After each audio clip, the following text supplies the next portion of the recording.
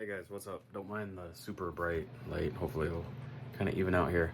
Over here, behind this computer. If you guys remember in old videos, hopefully I can find a clip. I don't know if I don't actually think I'll have one. There used to be that like super old, ugly wall-mounted AC. So it was like a window one, but it was like built into the wall, like permanently. I hated it. It's really old, like literally like from the 80s. It was like a Kenmore. It was like gold knobs with like fake wood grain stickers on it and stuff. Well, one day shortly after we moved in, the thing was like smoking and buzzing, and Shelby unplugged it real quick, and I took a look at it, and it looked like it just needed a new cord, but this one wasn't one where you can replace the cord. And again, it was insanely old, so cut the plug. We bought like the new one that's over here now, which is like way more powerful, but with that it's a little bit louder. But anyways, the thing was like built into the wall over here, and it was so ugly. Like, I took the big plastic cover off, I painted it black, I sprayed like the spray expanding foam like all around it on the inside to like cover up everything, because like you could just straight up feel the air from outside just like blowing through it. And I'm like, that sucks for insulation. You know, if it's hot outside, it's gonna bring that warm air in here. If it's cold outside, that cold air is gonna be blowing in. And bugs. You know, we live right by the water, so we have 10 times the amount of bugs outside as, you know, what should be humanly normal.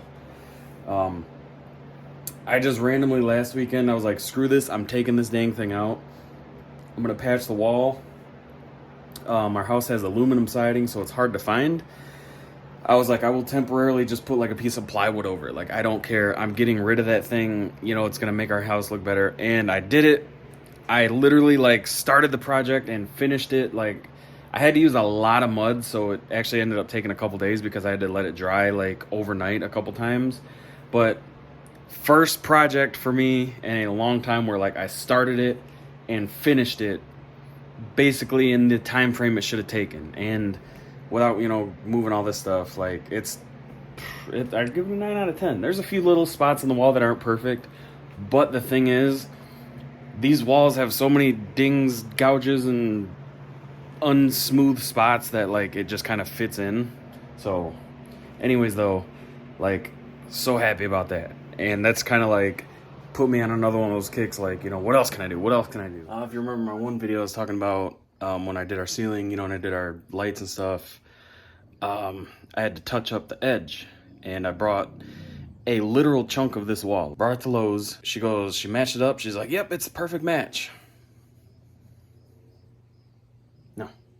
You know what? I'm just gonna use that paint, because I bought a gallon of it, and just repaint the walls, because it's no big deal. Like, we don't have a lot of stuff on the walls. You can see like up there, like that's what I mean, like where I gotta touch it up. And I was like, I'll paint this section. And then I was like, well, why I'm painting that? Like, I might as well just paint this. Like, I just gotta, you know, take me another hour or so. So I'm doing this. And then I'm like, you know what? This stupid old window air conditioner. Well, it's not like a window air conditioner. It's like a window air conditioner, but it's a wall one. Like, it's wall mounted. It's like through the wall or whatever. And they're like, you know, permanently installed. You leave them there like all year round. And I was like, one day I'm gonna rip that thing out of the wall, seal the wall up, and be done with it, so it looks nice. Well, that day is today. Yeah. I swear this is why, like, I don't do projects. I feel like, because today, like, literally I just set up. I was gonna get ready to paint. Like, I had literally already washed this wall. And of course I gotta go to Lowe's. I don't have the stuff. I knew what I would need, but I was like, no, let me get it out first. Now I have a wide open hole in the wall. So I'm gonna measure it, get some wood in there for now, and I'll be back. All right, guys, so we're done. No, I'm just joking. I was about to run to Lowe's, and I just didn't trust leaving it open. All right, guys, I'm back. It's been a few hours. Well, no, probably about an hour and a half. When I did the 2x4, I was gonna do, you know, a square, and I thought it was gonna line up perfect for, you know, the outside wall, the piece of plywood, and then to put the drywall onto. Well, no, of course not. So there's 2 layers of drywall there.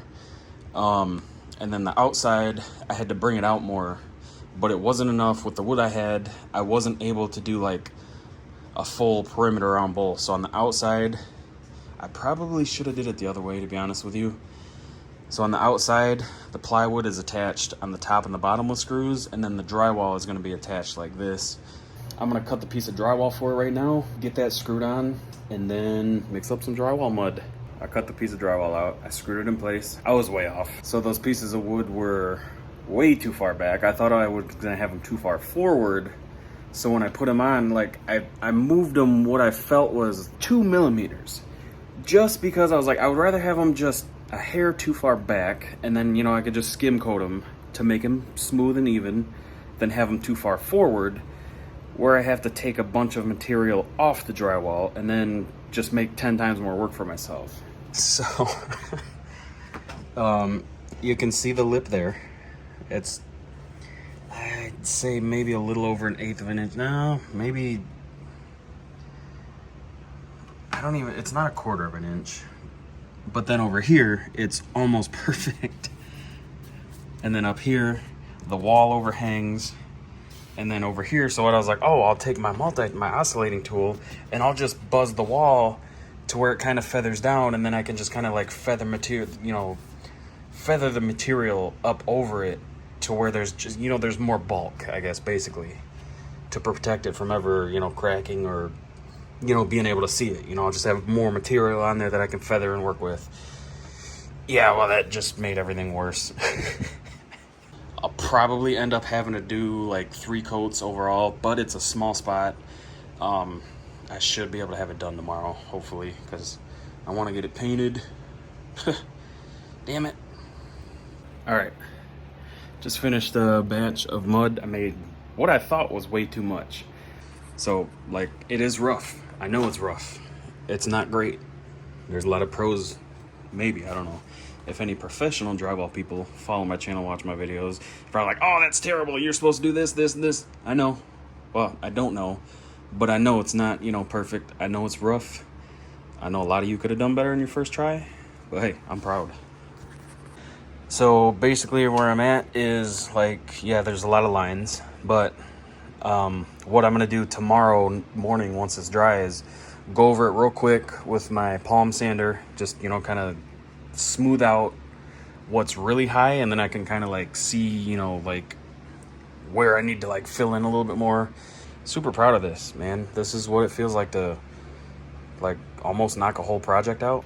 So one of the things I did when I redid our ceiling was we didn't have any ceiling lights. So when I redid our ceiling, I was like, I'm installing freaking recessed lighting. So I went with these like shallow puck LED ones. Absolutely love them. They're freaking bright.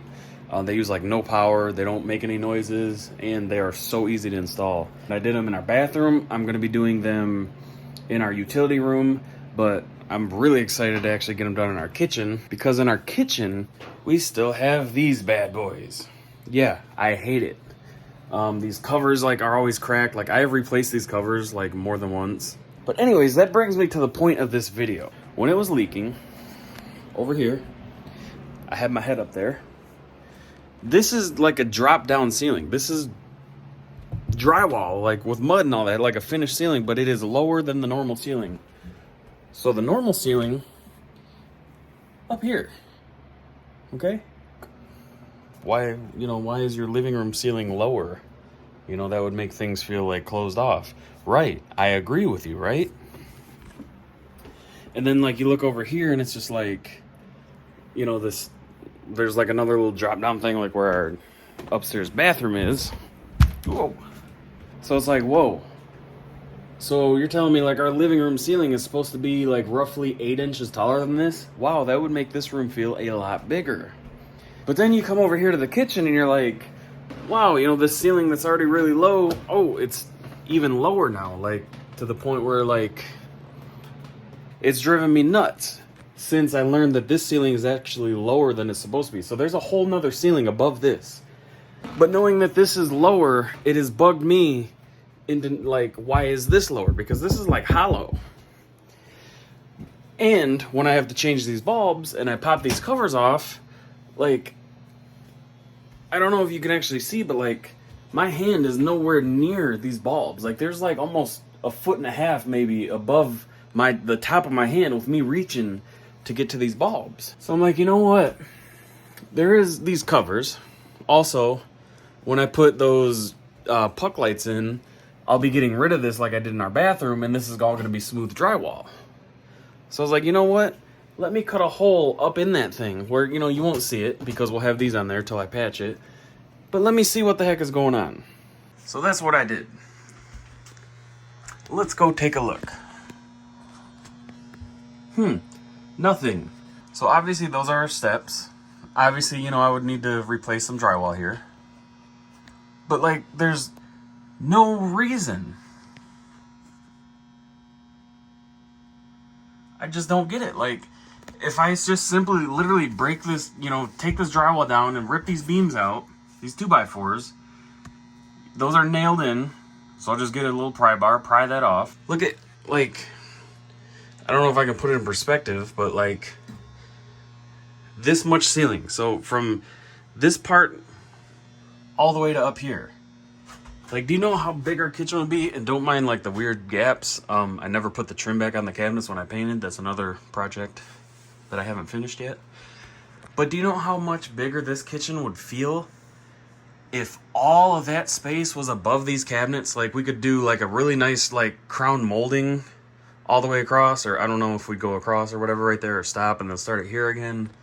But then have like some lighting up there. You know, there would just be like nice painted wall up there.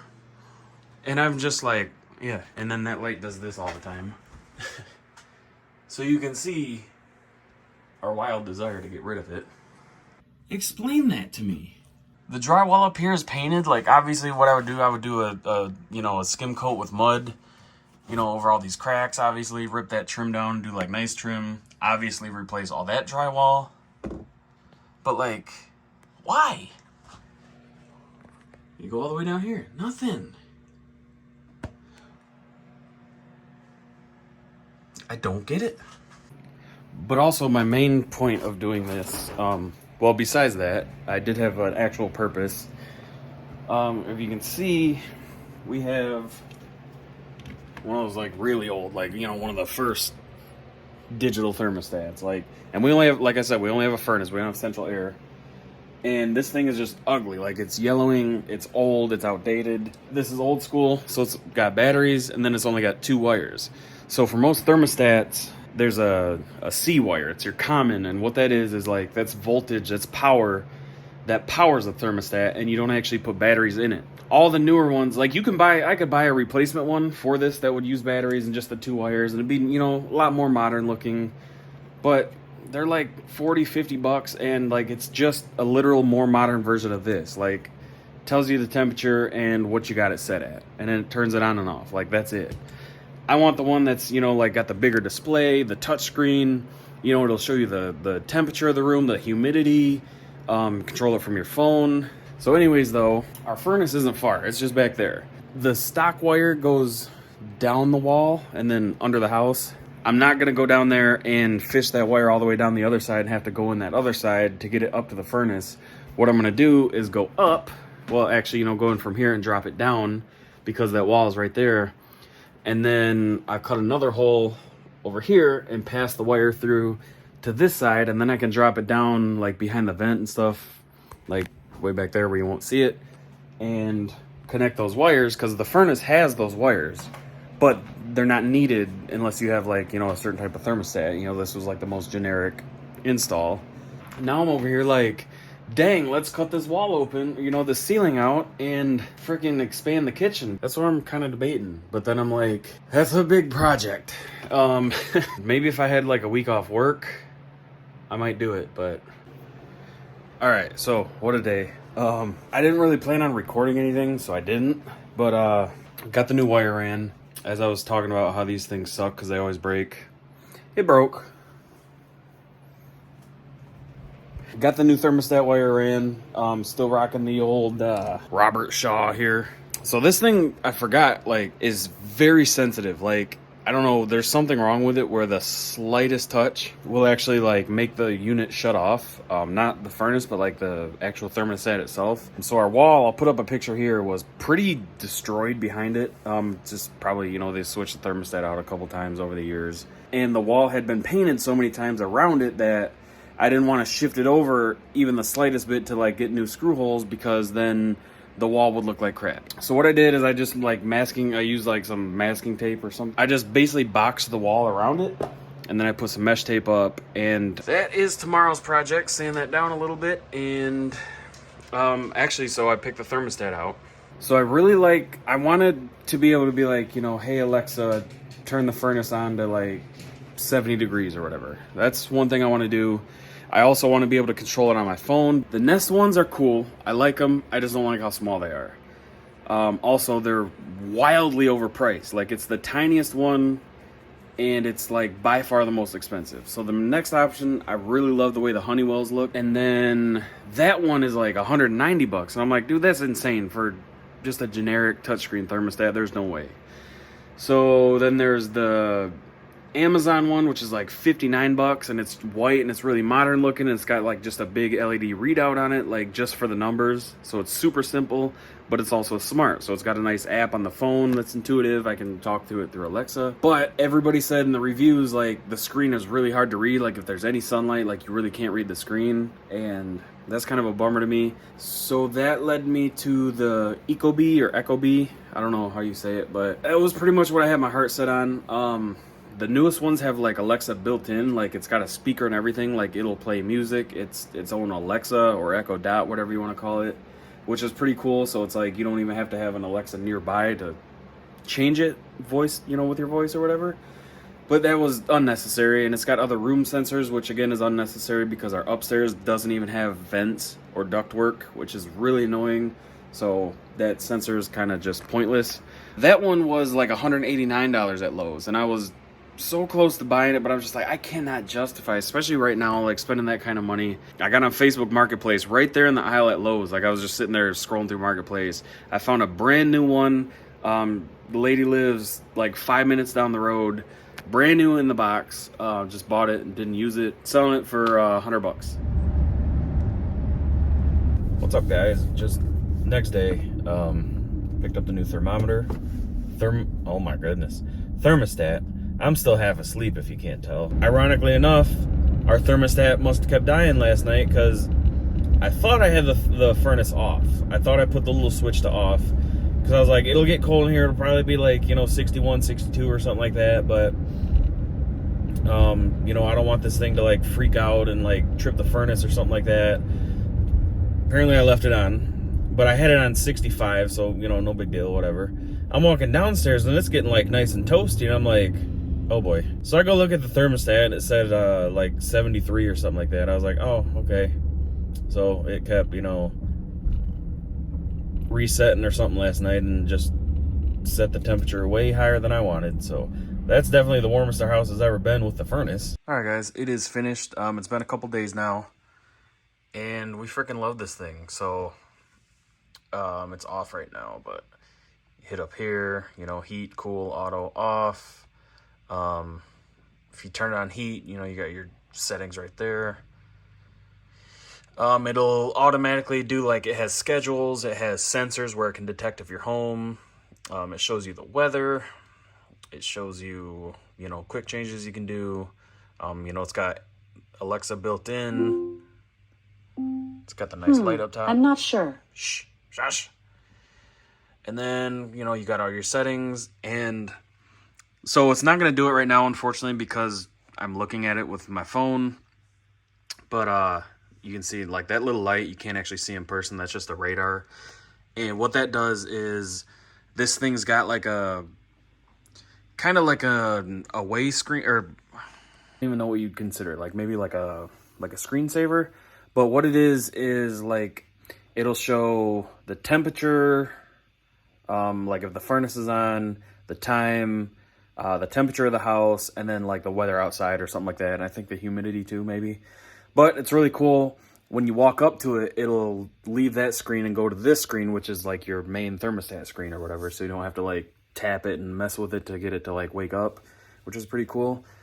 And then the ALEXA is just, it's stupid cool. I like it. So it does, you can play Spotify through it. So I'll play a song real quick. One, I know it's not copyrighted or copywritten, whatever. Alexa, play Scarlet Fire. Scarlet Fire by Otis McDonald from Spotify.